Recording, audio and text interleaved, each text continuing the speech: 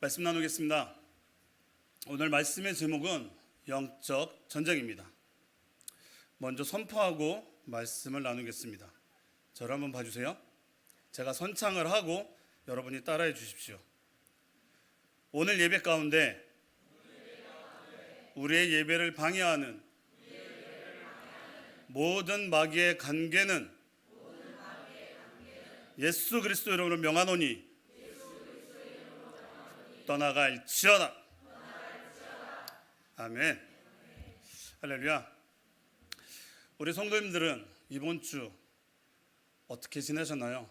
영적 전쟁으로 혹시 한 주를 살고 계시진 않으셨나요? 또 졌어, 오늘 또 교회 가서 또 다시 힘을 얻어야지 하면서 좀 낙담하고 한 주를 살아오시진 않으셨겠죠? 우리의 삶은 늘 영적 전쟁입니다. 오늘 집사님들 표정을 좀 보니 몇몇 분은 또 영적 전쟁을 한 2차 대전은 좀 치르고 오신 그런 분들도 보이십니다. 오늘 예배를 통해 회복되어지는 시간이 되기를 축복합니다. 오늘날 한국 교회 안에서는 엄청난 영적 전쟁이 일어나고 있습니다. 특히 이단들이 많아지고 커지고 있습니다. 기존의 성도들을 현혹시켜서 교회에서 분쟁을 일으켜 성도들을 분리하고 교회를 폐하게 하는 일들이 일어나고 있습니다. 신천지는 더욱더 세상에 나오고 하나님의 교회도 기존의 교회를 사들여 무너진 교회들을 사들여 그것들을 기존 교회를 그대로 운영을 하고 있습니다. 하나님의 교회가 아닌 것처럼 교회 시설을 사용하고 있다는 것이죠. 이단 교회들은 특징이 있습니다. 바로 멤버십화되어 있다는 겁니다. 그래서 신천지나 하나님의 교회 같은 곳은 우리가 예배드리고 싶다고 해서 그냥 들어갈 수가 없습니다. 특히 하나님의 교회는 자신들에게 부여된 고유 번호가 있어서 다른 지역의 하나님의 교회를 가더라도 그 번호가 인지되어야 그곳에서 예배를 드릴 수 있는 것이죠. 그렇게 감추어져 있습니다. 그래서 혹시나 왕래가 잘 없던 분들이 무슨 안부를 물으며 좋은 일 하나 소개시켜준다고 이상하게 접근해 오거나 영적인 부분을 상담을 요청할 때는 꼭 경계심을 가져야 합니다. 오늘 본문 말씀 에베소서 6장에서 사도 바울은 성도가 부딪혀야 할 영적 싸움의 성격이 혈과 육에 가는 것이 아니라 더 나아가 마귀들과의 싸움이라는 것과 그 싸움에 이기기 위해서는 하나님의 전신갑주를 취하라 말하고 있습니다.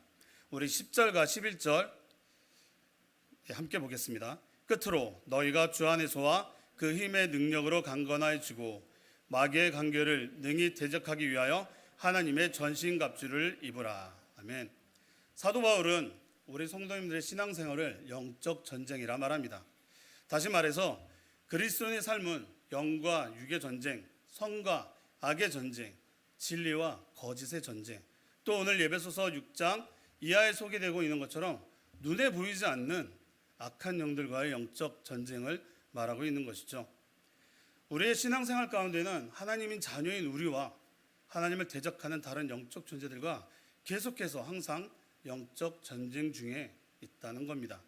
이것이 바로 성경이 우리에게 가르쳐주는 우리의 실제 삶인 것이죠. 이 점에 있어서 사도 바울은 에베소 교회 성도들에게 매 순간 영적 전쟁에서 마음을 놓지 말고 승리할 수 있도록 준비하며 싸우라고 충고하고 있습니다.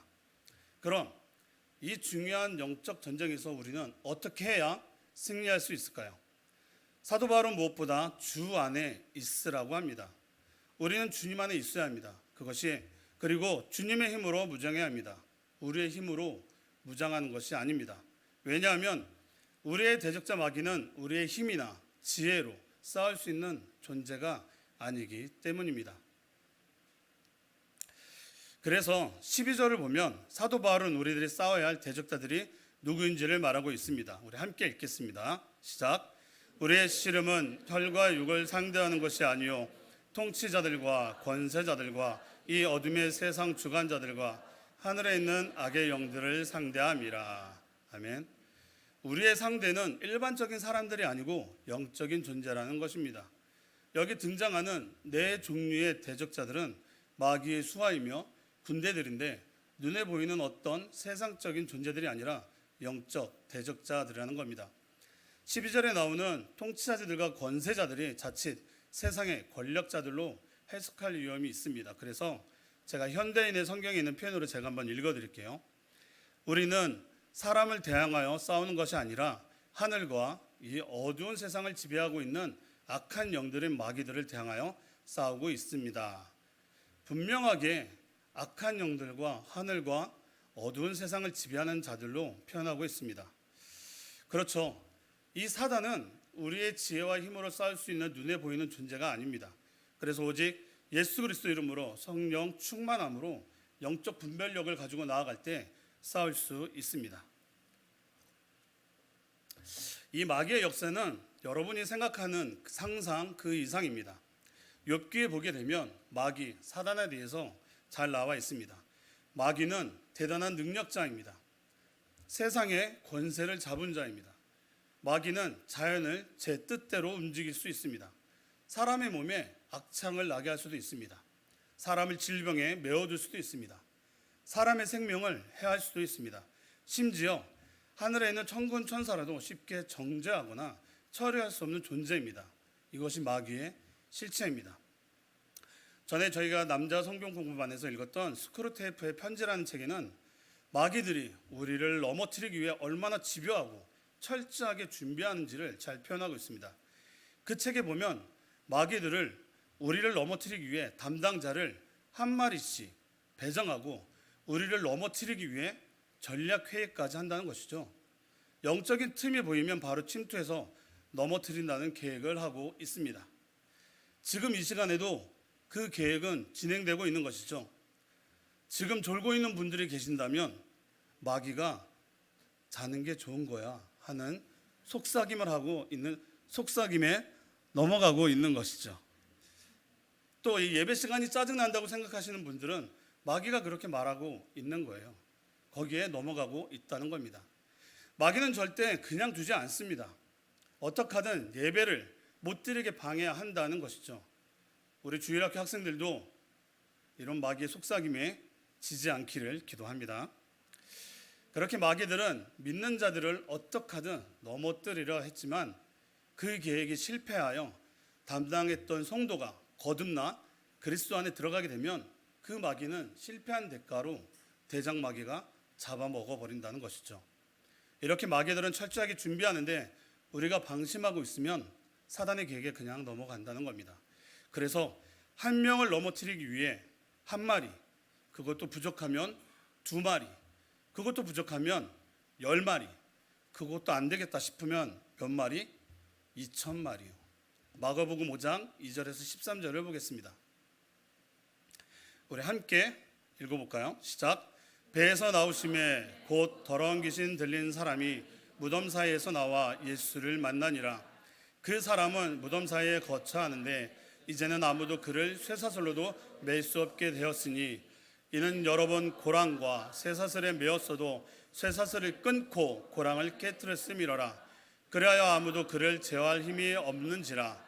밤낮 무덤 사이에서 산에서나 늘 소리 지르며 돌로 자기 몸을 해치고 있었더라. 그가 멀리서 예수를 보고 달려와 절하며 큰 소리로 부르짖어 이르되 지극히 높으신 하나님의 아들 예수여, 나와 당신이 무슨 상관이 있나이까? 원하건대 하나님 앞에 맹세하고 나를 괴롭히지 마소서 하니, 이는 예수께서 이미 그에게 이르시기를 더러운 귀신아 그 사람에게서 나오라 하셨음이라. 이에 물으시되 내 이름이 무엇이냐? 이르되 내 이름은 군대니 우리가 많음이니이다 하고 자기를 그 지방에서 내보내지 마시기를 간구하더니 마침 거기 돼지의 큰 떼가 산 곁에서 먹고 있는지라. 이에 간구하여 이르되 우리를 돼지에게서 보내어 들어가게 하소서 하니 허락하신대 더러운 귀신들이 나와서 돼지에게로 들어가매 거의 2,000마리 되는 떼가 바다를 향하여 비탈로 내려달아 바다에 몰사하거늘. 아멘. 이 말씀을 보면 여러 사람이 예수님한테 와서 자기네들을 괴롭히지 말라고 하는 것이 아니죠. 한 사람입니다. 한 사람 안에 2,000마리의 군대 마귀가 있다가 예수님의 명령으로 그 몸에서 나와 돼지떼에게 들어가 수장되게 된 것이죠. 여러분은 이 말씀이 믿겨지십니까? 2,000마리라는 숫자가 작은 수도 아니고 한 사람의 몸에 들어 있었다는 것이요. 마귀는 영적 존재이기 때문에 가능한 것입니다. 그리고 귀신 들린 사람은 힘도 무지하게 셉니다. 오늘 말씀에서도 쇠고랑을 끊고 달아날 정도니까요. 여러분들이 지금도 많이 피곤해 하셔서 제가 말씀을 드립니다. 지금 피곤하면 그 마귀에게 지금 지고 있는 거예요. 그러니까 저를 계속 보시고 말씀에 집중하셔야 됩니다. 그래서 제가 잠을 깰 만한 얘기를 한번 해드리겠습니다. 저는 아주 약하게부터 아주 심하게 귀신 들린 사람들을 여러 봤습니다. 꽤 오래전이죠. 제가 처음으로 섬겼던 교회 목사님은 귀신 쫓는 은사, 축사 은사가 있으셨습니다. 참 기도를 많이 하셨던 목사님이셨죠. 며칠씩 금식도 하고 저녁마다 삼각산에 올라가 나무도 많이 뽑으셨습니다. 그래서 새벽까지 기도하고 내려오시기를 거의 특별한 일이 있지 않고는 매일 그렇게 그 기도 생활을 반복하셨죠. 그리고 목사님께는 특별 은사가 있었는데 그것이 아까 말씀드린 바로 축사 은사였습니다. 귀신 쫓아내는 은사죠. 가지고 계신 은사가 축사 은사다 보니 금요 철야 시간만 되면 그렇게 귀신 들린 사람들을 데리고 옵니다. 몇 가지 사례를 한번 말씀드려볼게요. 한 번은 비만 오면 웃옷을 버리고 웃옷을 벗고 나가는 아들을 데려온 권사님이 계셨습니다. 평상시에는 괜찮다가 비만 오면 밤에 어떻게 하든 밖으로 뛰쳐나간다는 거예요. 가서는 웃옷도 버리고. 그래서 파출소에서 데려오기가 그것도 다반사. 그래서 방에 가두고 문을 잠그면 아주 비가 오는 날에는 난리가 납니다. 난리가 난다고 하더라고요.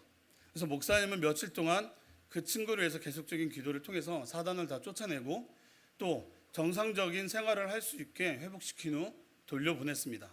그 이후로도 근처 교회에 잘 나가고 비가 와도 밖으로 안 나가고 정상적인 생활을 한다고 하시더라고요. 혹시 여러분들 중에 비가 오면 나가고 싶은 분들이 계시면 한번 잘 생각해 보시기 바랍니다. 또 한 번은 한 6개월 동안 잠을 못 자는 사람을 데려온 사람이 있었습니다. 이해가 안 되시죠? 어떻게 6개월이나 잠을 안 잘 수가 있는지. 그런데 눈을 보면 조금은 이해가 되더라고요. 그리고 이 마귀들의 특징 중 하나는 바로 예배를 방해하고 목사님께 대적한다는 겁니다. 들어올 때는 그나마 멀쩡했던 사람이 설교가 시작되면 설교 도중에 일어나 소리를 치거나 목사님께 쌍욕을 해댑니다. 그래서 더 이상 예배가 안 되면 사모님과 믿음이 좋은 권사님들 몇 분 빼고는 일반 성도들은 다 집으로 돌려보내고 문을 잠그고 기도 사역을 하십니다. 그때는 청년들에서 금요일은 사택 작은 방에 가서 자고 철야 끝나고 다음날 출근하는 그런 패턴이었는데 교회가 작다 보니까 그 기도 사역하는 소리가 다 들립니다. 그럼 엄청난 소리가 들려집니다. 분명 한 사람을 위해서 기도하고 있는데 그 한 사람 입에서 여러 사람의 목소리가 나오고 울다가 웃다가 욕하다가 나중에 물어보니 그 사람한테도 많은 마귀가 들어 있었다고 하더라고요. 그렇게 기도하기를 일주일에 3번 정도 교회 와서 기도받고 한 달 15일 정도 지난 다음에 기도받고 그 마귀들을 다 쫓아내고 그리고 돌아갔습니다. 그때 목사님이 계속해서 교회에 와야 되고 기도도 받아야 된다. 그 비어진 영적 공간 속에 성령을 채워야 한다고 하시더라고요. 그런데 그 이후로 안 오시더니 7, 8개월쯤 지나 더 안 좋아진 상태로 온 거예요. 목사님은 그때는 돌려보내시더라고요. 또 반복할 사람한테 내가 그런 많은 에너지를 쓸 수 없다고. 한번 축사를 하고 나면 엄청난 에너지가 필요하다고 합니다. 영적 싸움이기 때문이죠. 그때는 몰랐지만 지금 생각해보면 참 무서운 경험을 너무 모르기에 경험했었던 기억이 있습니다. 그 이후로도 외부 사역할 때도 그때만큼은 아니지만 마귀의 역사를 종종 보곤 했죠. 그런데 여러분, 이 마귀의 관계에 잡혀있는 사람들을 보면 공통적인 특징이 있습니다. 바로 안 좋은 영향력에 틈을 내어준다는 것이죠. 에베소서 4장 25절부터 한번 읽어보겠습니다. 제가 읽어드릴게요. 그런즉 거짓을 버리고 각각 그 이웃과 더불어 참된 것을 말하라. 이는 우리가 서로 지체가 됨이라. 분을 내어도 죄를 짓지 말며 해가 지도록 분을 품지 말고 마귀에게 틈을 주지 말라. 도둑질하는 자는 다시 도둑질하지 말고 돌이켜 가난한 자에게 구제할 수 있도록 자기 손으로 수고하여 선한 일을 하라. 무릇 더러운 말은 너희 입 밖에도 내지 말고 오직 덕을 세우는 데 소용되는 대로 선한 말을 하여 듣는 자들에게 은혜를 끼치게 하라. 하나님의 성령을 근심하게 하지 말라. 그 안에서 너희가 구원의 날까지 인치심을 받았느니라. 너희는 모든 악독과 노함과 분냄과 떠드는 것과 비방하는 것과 모든 악의와 함께 버리고. 아멘. 이 말씀에서 마귀에게 틈을 보여주는 행동들이 무엇인가요? 거짓, 분노, 도둑질, 더러운 말, 근심, 이 모든 것을 버리라 말씀하십니다. 먼저 거짓말로 남을 속이는 일, 속이고 하나님도 속이는 행동이죠. 분노, 작은 일에도 화를 내고 늘 불만과 불평에 있는 사람들이죠. 하나님 앞에 순종하지 않는 사람들의 모습이기도 합니다. 도둑질, 세상의 물질뿐만 아니라 하나님의 재물에 관해서도 말이죠. 또한 시간의 도둑질도 있죠. 예배 시간에 늦고 예배 시간에 조는 모습도 시간의 도둑질입니다. 근심, 아무것도 염려하지 말라고 했는데 늘 근심과 염려와 두려움이 쌓여 하나님을 온전히 바라보지 못하는 것이죠. 하나님을 신뢰하지 못하는 모습입니다. 이 모든 것들이 사단에게 틈을 보여주니 생기는 일인 것입니다. 여러분에게 이런 모습들이 보여진다면 다시 자신을 점검하고 하나님 앞에 나와야 합니다. 하지만 그냥은 안 됩니다. 사단도 가만히 있지 않기 때문이죠. 그럼 우리는 어떻게 해야 할까요? 하나님께서 우리를 위하여 예비해 놓으신 특별한 영적인 전신갑주로 무장해야 한다는 겁니다. 11절과 13절을 제가 읽어드릴게요. 마귀의 간결을 능히 대적하기 위하여 하나님의 전신갑주를 입으라.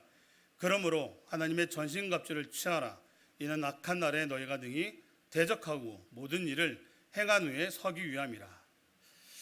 전쟁에 나가는 군인이 반드시 갖춰야 할 것이 있다면 바로 군장입니다. 적은 총 들고 오는데 우리 사모님 표현대로 반바지에 이쑤시개 들고 나면 안 되는 것이죠. 그래서 군장을 준비해야 합니다. 군장은 공격할 수 있는 장비 그리고 방어하는 장비로 나눠지게 됩니다. 하지만 영적 전쟁에 있어서 튼튼한 방탄조끼나 단단한 군화, 총이나 칼 같은 것은 사실 필요하지 않습니다. 왜냐하면 우리가 싸워야 할 대적자들은 눈에 보이는 존재가 아니라 영적인 존재들이기 때문이죠. 그래서 하나님께서는 이 영적 전쟁에 필요한 군장들을 우리를 위하여 미리 예비해 놓으셨습니다. 우리 14절부터 17절까지 우리 다시 한번 읽어보겠습니다. 시작. 그런즉 서서 진리로 너희 허리띠를 띠고 의의 호심경을 붙이고 평안의 복음이 준비한 것으로 신을 신고 모든 것 위에 믿음의 방패를 가지고 이로써 능히 악한 자의 모든 불화살을 소멸하고 구원의 투구와 성령의 검 곧 하나님의 말씀을 가지라. 아멘. 사도 바울은 아마도 이 편지를 당시에 막강한 세력이었던 로마 군인을 연상하면서 썼던 것 같습니다. 이 부분을 말로 설명하는 것보다 사진을 보며 나누는 게 좋겠다 싶어 사진을 보면서 나누겠습니다. 위에서부터 우리 한 번씩 따라해 볼까요? 구원의 투구, 성령의 검, 의의 흉배, 진리의 허리띠, 믿음의 방패, 평안의 복음의 신. 아멘. 첫 번째는 진리의 허리띠입니다. 허리는 몸의 기둥이고 중심입니다. 때문에 허리를 다치게 되면 온몸을 쓸 수 없게 됩니다.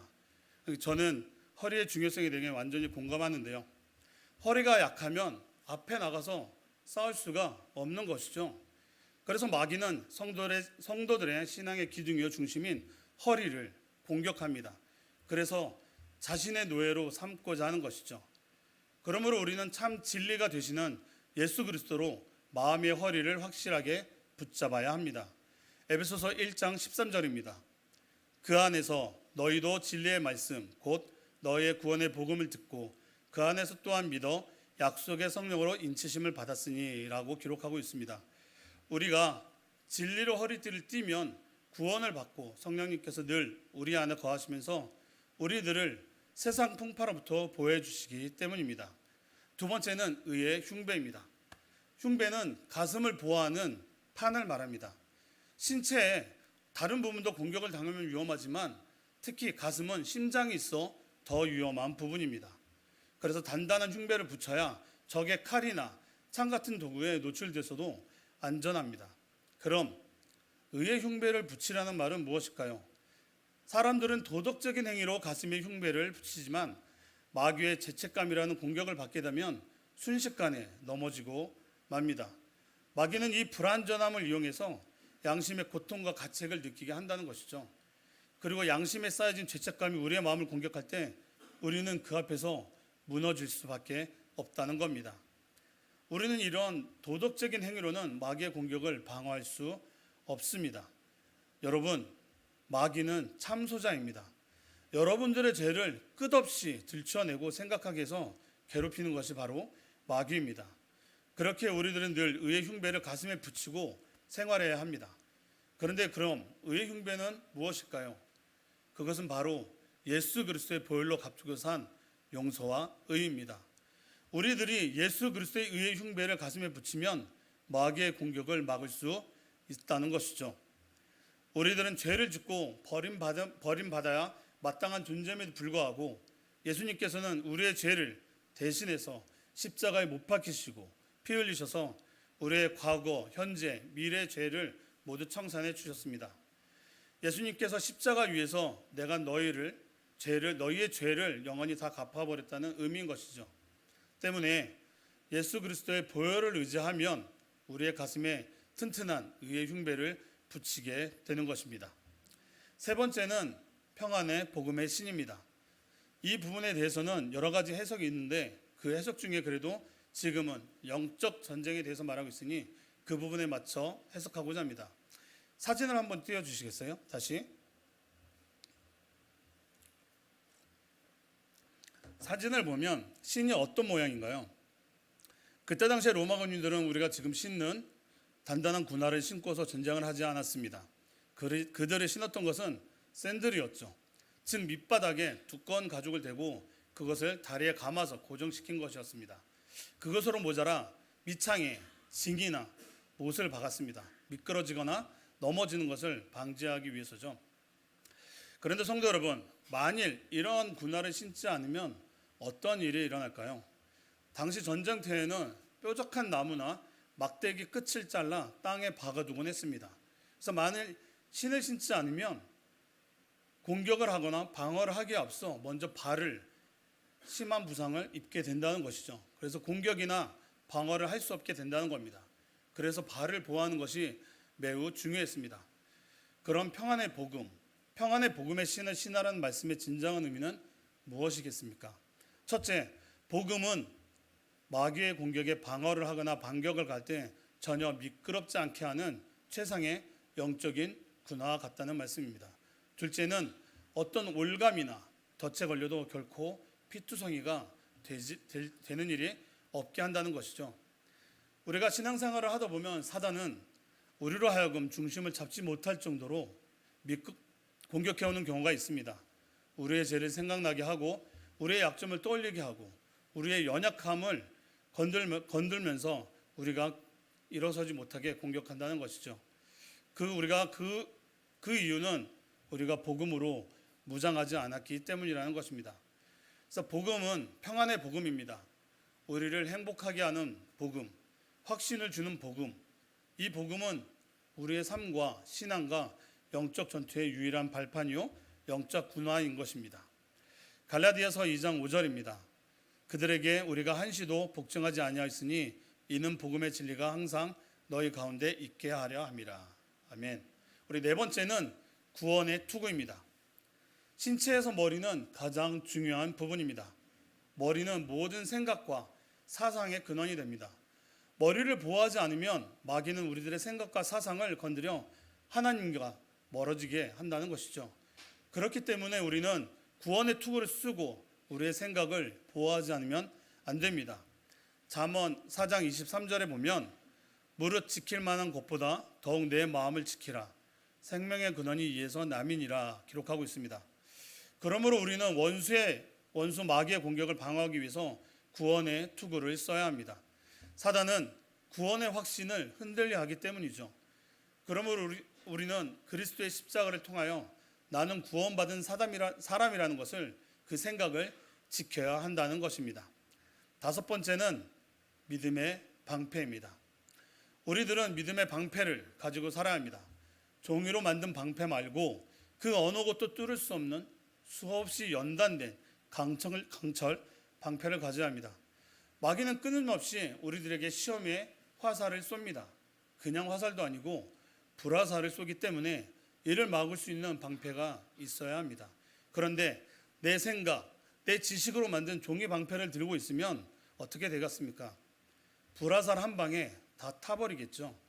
그래서 확실한 믿음의 방패를 가져야 합니다. 야고보서 1장 6절입니다. 오직 믿음으로 구하고 조금도 의심하지 말라. 의심하는 자는 마치 바람에 밀려 요당하는 바다 물결 같으니 라고 말씀하십니다. 우리는 어떠한 일에도 하나님을 바라보고 말씀과 믿음으로 서게 되면 환경에 요동치 않는다는 것이죠. 오직 그리스도의 믿음을 가져야 합니다. 다니엘의 세 친구 경우를 보십시오. 그들은 말 그대로 불시험 앞에 놓였습니다. 금신상을 숭배하지 않는다는 이유만으로 그들은 평소보다 7배나 더 뜨거운 풀무에 들어가지 않으면 안 되는 위기에 놓여졌습니다. 하지만 그들은 감정적으로 대하지 않았습니다. 그들이 대하는 모습은 하나님에 대한 믿음 그 자체였습니다.